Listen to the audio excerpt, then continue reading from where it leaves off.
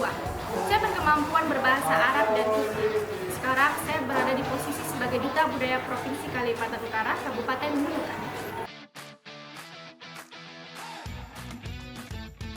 Sebagai seorang duta budaya, saya merasa bangga dapat memperkenalkan kekayaan adat dan tradisi yang ada di tanah kelahiran saya.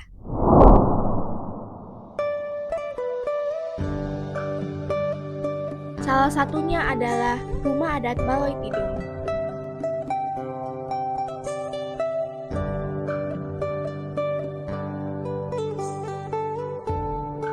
Rumah adat khas masyarakat suku Tidung ini memiliki bentuk panggung yang kokoh, dibangun dari kayu ulin, dan dirancang untuk menyesuaikan dengan alam sekitar.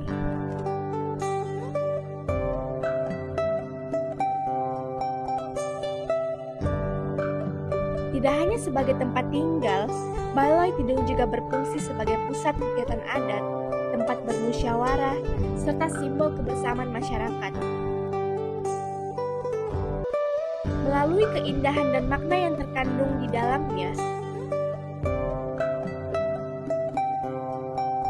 Baloi Tidung juga menggambarkan identitas masyarakat suku Tidung, sekaligus warisan budaya yang patut kita jaga bersama.